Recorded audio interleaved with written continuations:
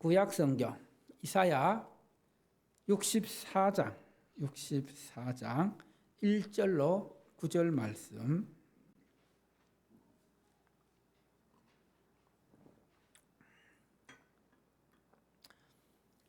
이사야는 욥기, 시편, 잠언, 전도서, 아가, 다음에 이사야입니다. 이사야 64장.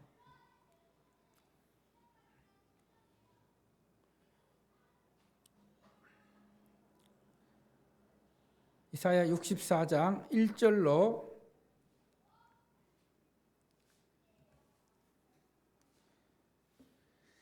9절 말씀.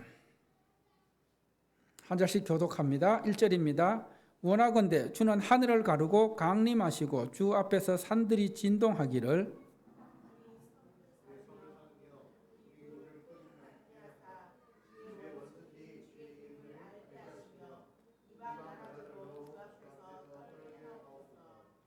주께서 강림하사 우리가 생각하지 못한 두려운 일을 행하시던 그때에 산들이 주 앞에서 진동하였사오니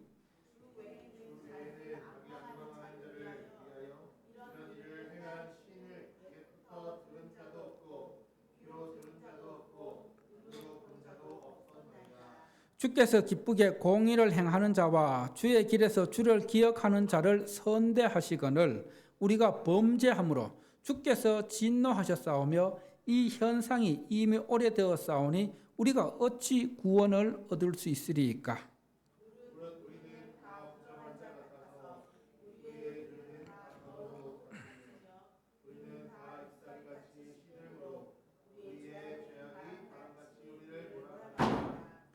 주의 이름을 부르는 자가 없으며 스스로 분발하여 주를 붙잡는 자가 없사오니 이는 주께서 우리에게 얼굴을 숨기시며 우리의 죄악으로 말미암아 우리가 소멸되게 하셨습니다. 그러나 여호와여 이제 주는 우리 아버지십니다. 우리는 짐을 지어 주는 토기장이시니 우리는 다 주의 손으로 지으신 것입니다. 함께 합독합니다. 여호와여 너무 분노하지 마시오며 죄악을 영원히 기억하지 마시옵소서. 구하오니 보시옵소서 보시옵소서. 우리는 다 주의 백성이니이다. 아멘. 할렐루야. 주님의 성탄, 또 다시 오실 주님을 기다리는 대림절이 시작되었습니다. 교회력의 처음 절기가 대림절입니다. 대림절은 주님 오시기 전 4주 전부터 성탄절까지 진행되는 절기로서 그 기다림에 주님을 기다리는 우리의 마음을 담아서 말씀을 묵상하면서 경건하게 보내는 절기가 대림절입니다. 우리 인생은 기다림의 인생입니다. 그 기다림에 때로는 간절함이 묻어납니다. 또 어떤 기다림은 오랜 세월 기다려야 하기도 합니다. 우리는 그런 경험을 삶 속에서 경험합니다. 그래서 따라해 볼까요? 인생은 늘 기다립니다. 인생이 뭐라고요? 늘 기다림. 여러분, 이 기다림 가운데는 어떤 기다림은 정말 우리의 간절함을 묻어내는 그런 기다림이 있습니다. 어떤 기다림에 간절함이 묻어납니까? 수험생이 시험을 쳐놓고 또 직장을 구하는 사람들이 시험을 쳐놓고 합격 통지를 기다리는 기다림, 군인들이 저녁을 기다리는 기다림, 또 병중에 있는 사람들이 완전히 낫기를 기다리는 기다림, 그리고 수술 중에 이 수술이 정말 잘 끝나기를 기다리는 기다림, 그리고 또 출산을 앞두고 있는 고통, 진통 중에 있는 그 산모가 정말 아이가 잘 태어나기를 기다리는 기다림, 여기에는 모두 간절함이 들어 있습니다. 여러분, 이렇게 또 우리는 그 삶 자체가, 인생 자체가 기다림이라 볼 수 있는데 출근을 하는 사람들이 출근 버스를 기다리고 지하철을 기다리고 또 학생들은 방학을 기다리고 추운 겨울에는 따스한 봄 햇살을 기다리고 그리고 또 고기를 구워 먹을 때는 고기 익을 때를 기다리고 농부들은 추수를 기다리고 그리고 엄마는 아이가 태어나서 이제 아이가 또 한 발자국 두 발자국 떼기를 그런 말을 기다리기도 합니다. 이처럼 우리 인생이 기다림의 연속인데 우리에게 가장 중요한 기다림은 어떤 기다림이 되어야 할까요? 그것은 바로 다시 오실 주님을 간절하게 기다리는 기다림입니다. 여러분에게는 다시 오실 주님, 마라나타 그 주님에 대한 기다림이 있습니까? 아멘 주 예수여 오시옵소서라는 간절한 기다림이 있습니까? 우리나라에도 보면은 우리의 전통 그 정서가 배어 있는 기다림을 아주 구체화한 상징물이 있습니다. 우리나라 어디를 가다 볼 수 있는 기다림을 대표로 할 수 있는 대표적이라 할 수 있는 상징물 그게 무엇일까요? 바로 무덤가에 있는 돌비석 그것을 무엇이라 부르죠? 망부석. 여러분 망부석이 왜 생겨났는지 아세요? 그 망부석의 대부분의 이야기들이 어떤 이야기냐 하면은 그 남편을 기다리는 아내, 그 아내가 이제 집을 떠나서 멀리 나가서 안전하게 기다리기를 바라는 마음으로 정말 그 기다리는 마음 변치 않은 마음으로 기다리다가 결국 남편이 돌아오지 못해서 돌이 되었다. 그렇게 해서 이 망부석이 되었다는 겁니다. 이렇게 돌 속에 그런 기다림을 담고 있는 것은 돌이 오랫동안 변하지 않기 때문입니다. 우리에게도 주님을 향한 변함없는 기다림, 그 기다림을 잘 보내야 하는 것이 바로 대림절입니다. 그래서 오늘 여러분들이 대림절을 맞이하면서 다시 오실 주님을 기다리는 간절함이 있는가? 그리고 주님을 고대하는 마음이 있는가?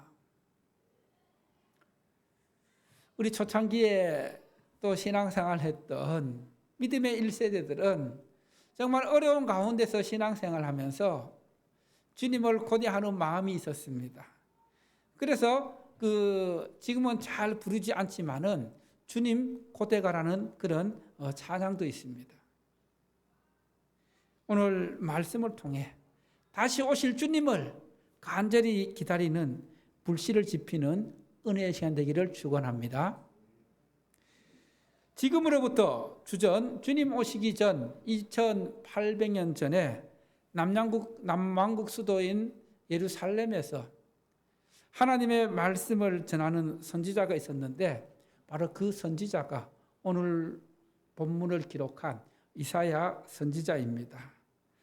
이사야 선지자가 말씀을 전하던 그 당시를 살펴보면은 그 당시 이스라엘 주변에 모든 그 패권을 쥐고 있었던 강국은 아수르였습니다.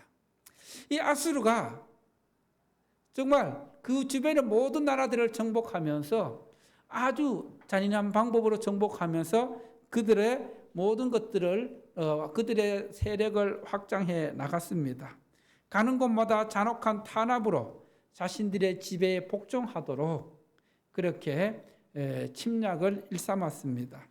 거기에 유다도 아수르의 침략 대상이 되었습니다. 이렇게 국가가 전란의 위험 속에 있을 때에 그 당시 이스라엘 백성들은 하나님을 가까이 하지 않고 하나님을 멀리 하면서 이방신들을 함께 섬기는 우상숭배와 함께 혼합주의에 빠져 있었습니다.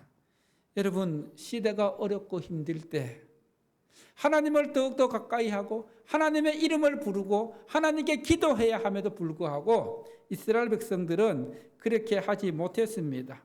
그래서 하나님께 드리는 예배는 생명력을 잃어버리고 형식적인 예배가 되어갔고, 그리고 또 부자들은 가난한 자들을 억압하고 자기들의 부를 축적하기에 정신이 없었습니다. 그래서 그들은 선지자들이 회개하고 하나님께 돌아오라고 외쳤지만은 회개의 기회를 놓치고 하나님에게서 더욱더 멀어만 갔습니다. 그때에 이사야 선지자는 다시 한번 유다 백성들에게 회개하고 하나님을 가까이 하고 하나님께 돌아오라. 그리고 주님의 강림을 기다리면서 영적 각성을 강하게 권면하고 있습니다. 오늘 말씀을 통해서 다시 강림하실, 하늘을 가르고 강림하실 하나님만이 참 신이고, 그래서 그 하나님께 돌아오지 않으면은 심판당하고 멸망당할 수밖에 없다는 것을 강하게 외치고 있습니다. 마치 이사야가 하나님의 말씀을 선포했던 그 시대가 오늘 우리가 살아가는 시대의 한 모습을 보여주고 있습니다. 오늘 말씀에서 정말 하늘을 가르고 강림하실 하나님, 또 주님께서 어떻게 강림하실지, 우리가 어떤 모습으로 살아야 할지를 우리에게 말씀하고 있습니다. 그래서 오늘 말씀을 통해서 주시는 메시지 첫 번째 따라합니다. 주님의 강림을 기다리는 기도. 주님의 강림을 기다리는 기도. 자, 1절 말씀 함께 봅니다. 1절 말씀 시작. 원하건대 주는 하늘을 가르고 강림하시고 주 앞에서 산들이 진동하기를 불이 섭을 사르며 불이 물을 끓임 같게 하사 주의 원수들이 주의 이름을 알게 하시며 이방 나라들로 주 앞에서 떨게 하옵소서. 지금 이스라엘 백성들은 적국의 위협 속에 놓여 있습니다. 고통 중에 있습니다. 이런 와중에 하나님께서 강림하셔서 하나님께서 내려오셔서 우리를 그 위협 속에서 건져주시고 또 보호해 달라는 그런 기도입니다. 하나님께서 하늘로부터 강림하셔서 주의 원수들과 이방 나라들을 심판하시고 거기에서 주의 백성들을 건져 달라는 그것을 간청하고 있습니다. 여러분, 우리가 고난 중에 있을 때, 또 우리가 어려움이 찾아올 때 어떻게 해야 됩니까? 그때에 우리가 할 수 있는 것은 무엇입니까? 하나님 앞에 나와 간절히 부르짖고 하나님 앞에 매달리는 것입니다. 하나님께 찾아와서 하나님께 나와서 지금의 환난과 고통 중에서 건져달라고 부르짖을 때에 하나님께서 그 기도를 들어주십니다. 할렐루야. 1절 말씀을 보면 주는 하늘을 가르고 강림하실 것을 기도합니다. 바로 이것은 전지전능한 능력의 하나님께서 정말 하늘을 가르고 내려오시는 그 모습 상상해 보십시오. 정말 그 능력에 하나님이 나타나셔서 원수들을 물리치고 그리고 거기서 건져내시는 그것을 기도하고 있는 것입니다. 그래서 그 하나님이 하늘을 가르고 강림할 때에 2절 말씀에서 불이 섭을 사르고 그리고 불이 물을 끓음 같게 하사 원수들과 이방 나라들을 물리쳐 달라고 기도하고 있습니다. 여기서 섭이 무엇입니까? 섭. 이 불이 섭을 사르고 이 섭은 잘라낸 곁가지, 잔가지 또 감목 숲을 의미하는 말인데 하나님께서 임하실 때 불같이 임하셔서 숲의 나무들을 사르고 태우고 또 불이 물을 끓게 하는 것처럼 강력한 힘으로 능력으로 임하심을 보여주고 있습니다. 여러분, 전지전능하신 하나님, 창조주 하나님은 다른 신들과는 차원이 다릅니다. 어느 신이 하늘을 가르고 강림할 수 있습니까? 이 세상에 어떤 신이 하늘을 가르고 내려올 수 있습니까? 어떤 신이 숲에 나무들을 태우고 그리고 또 물이 끓음 같은 그런 능력으로 그리고 땅이 진동하면서 땅이 흔들리면서 그런 모습으로 임하는 신이 어디에 있겠습니까? 전지전능하신 하나님만이 그렇게 할 수가 있는 것입니다. 여러분, 우리는 이런 전지전능한 능력의 하나님께 간절히 기도해야 합니다. 하나님을 가까이 해야 합니다.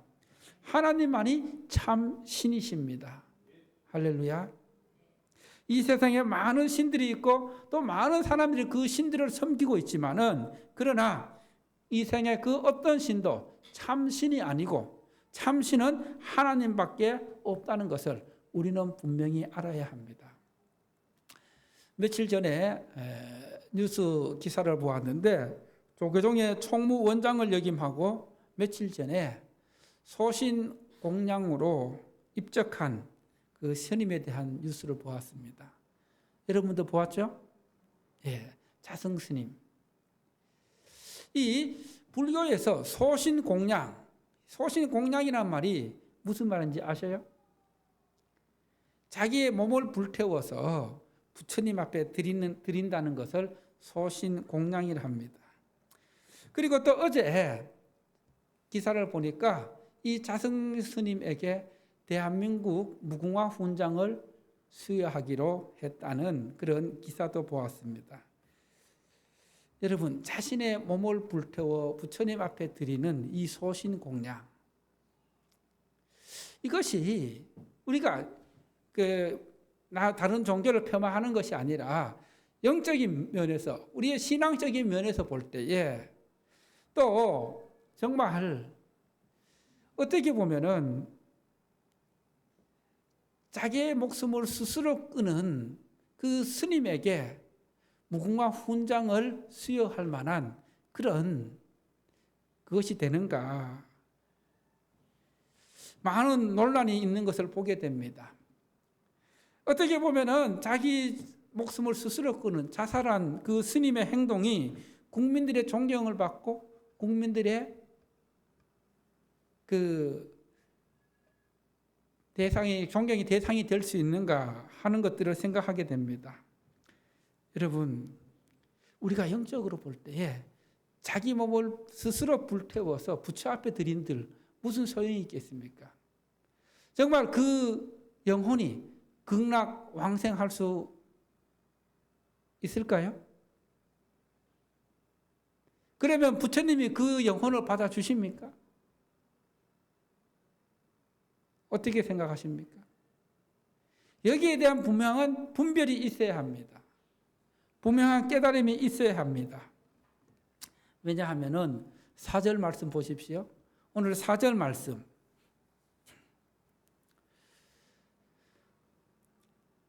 자, 4절 말씀 함께 봅니다. 주 외에는 자기를 앙망하는 자를 위하여 이런 일을 행하신 신을 예부터 들은 자도 없고 귀로 들은 자도 없고 눈으로 본 자도 없었나이다.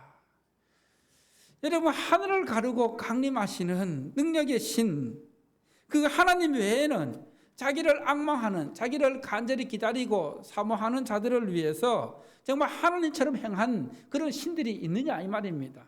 그 신들에 대해서 본 적이 있고 들어본 적이 있느냐 이 말입니다.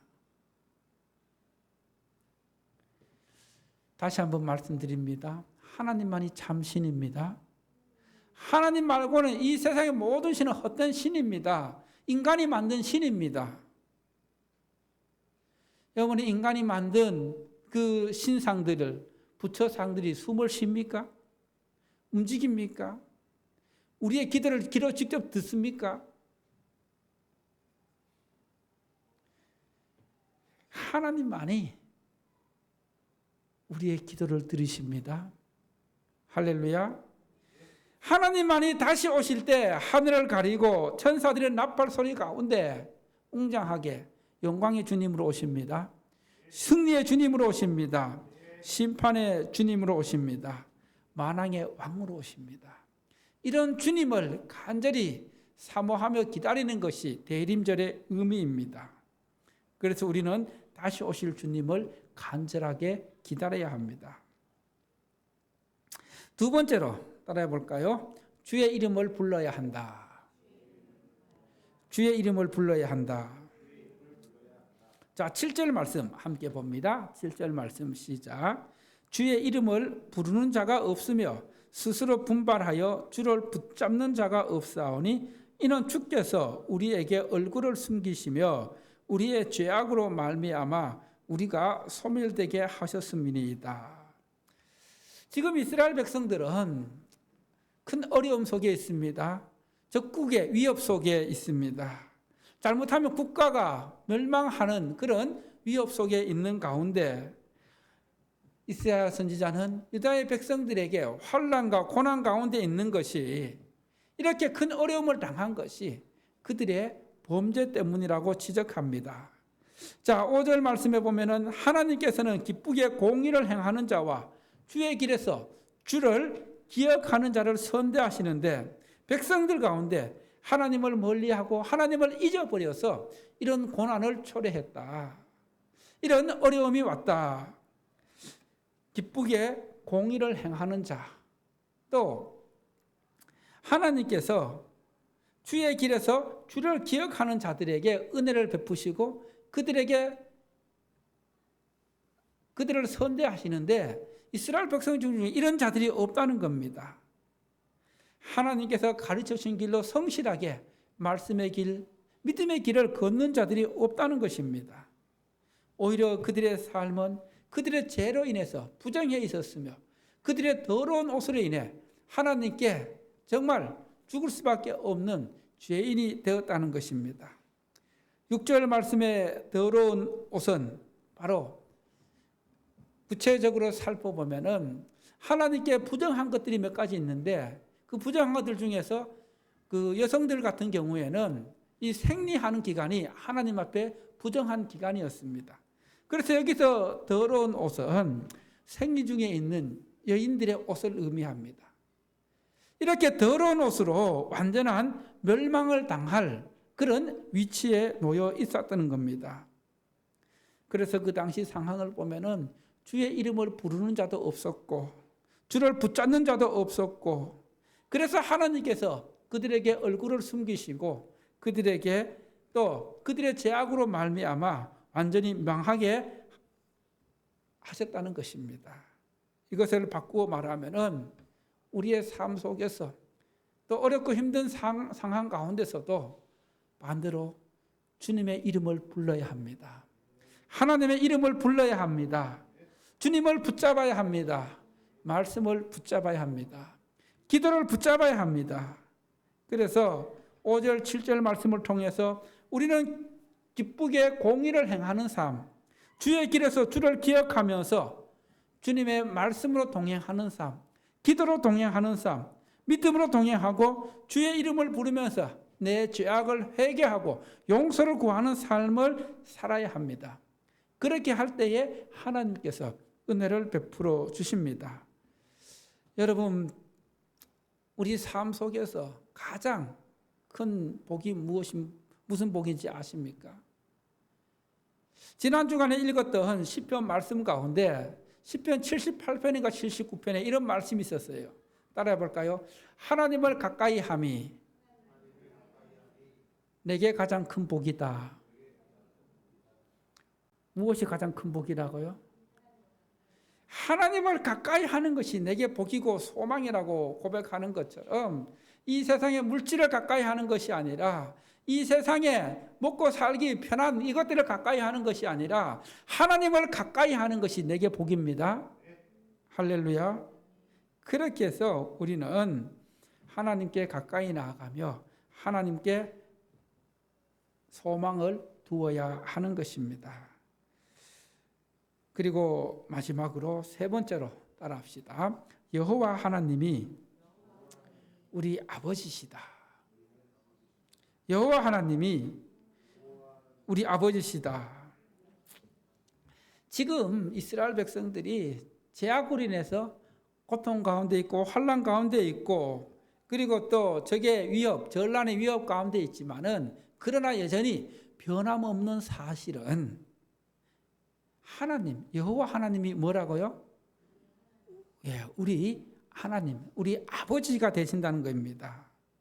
그래서 그 아버지 되시는 하나님 때문에 오늘 그 말씀에서 우리는 진흙이고 하나님께서는 뭐예요?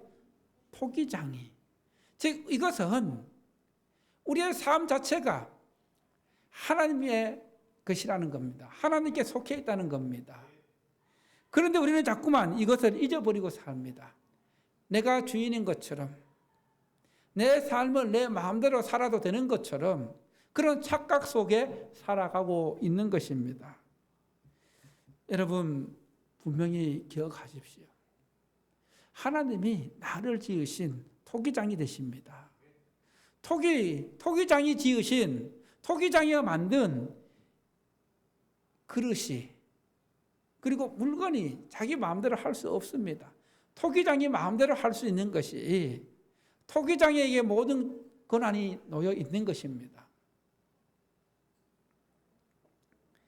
그래서 우리는 이사야 선지자를 통해서 아버지 되시는 하나님께 은혜를 구하고 내 삶을 맡길 때에 하나님께서 함께 하십니다. 하나님께서 붙들어 주십니다. 그래서 때로는 내가 연약하고 넘어지고 말씀대로 살아가지 못하고 그리고 참 게으른 삶, 영적으로 신앙적으로 게으른 삶을 살아가고 있지만은 그 가운데서도 우리가 기도해야 될 내용은 9절 말씀입니다. 9절 말씀 함께 봅니다. 시작. 여호와여 너무 분노하지 마시오며 제 악을 영원히 기억하지 마옵소서. 구하오니 보시옵소서 보시옵소서. 우리는 다 주의 백성이니이다. 이 기도는 여전히 죄악 가운데 있지만은 하나님이 내 아버지가 되셔서 그리고 나는 하나님의 자녀이기 때문에 하나님 나를 긍휼히 여겨 주셔서 나를 건져 주시고 나에게 은혜를 베풀어 달라는 하나님의 은혜를 구하는 기도입니다. 하나님의 긍휼을 구하는 기도입니다. 여러분 아버지 되시는 하나님께서 자녀인 우리를 외면하시겠습니까?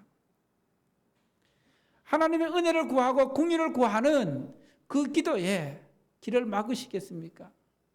그렇지 않습니다. 우리가 하나님 앞에 나의 연약한 모습, 있는 모습 그대로 인정하고 회개하고 용서를 구하고 은혜를 구하면은 하나님께서 그래 나는 너의 아버지지 너는 내 자녀지 하면서 우리를 품어주시고 안아주십니다. 우리에게 긍휼과 은혜를 베풀어 주십니다.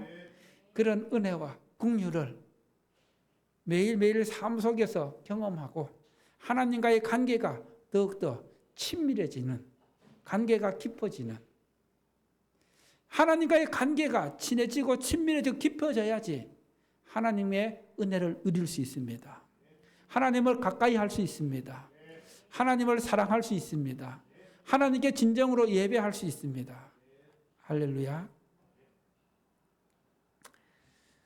이제 말씀을 마무리합니다. 우리가 대림절을 보내면서 2000년 전 하나님의 독생자 영광을 모두 버리시고 이 땅에 내려오신 그 예수님처럼 우리의 모든 것을 내려놓고 하나님의 은혜와 하나님의 긍휼을 구하는 가운데 하나님의 이름을 부르고 하나님의 말씀을 가까이 하고 하나님과 동행하는 한 주간의 삶을 살아가는 승리하는 그런 가운데서 우리가 하나님의 은혜와 하나님의 긍휼을 경험하는 복된 삶을 살아가기를 축원합니다. 할렐루야. 이제 찬송하면서 봉헌합니다. 찬송가 215장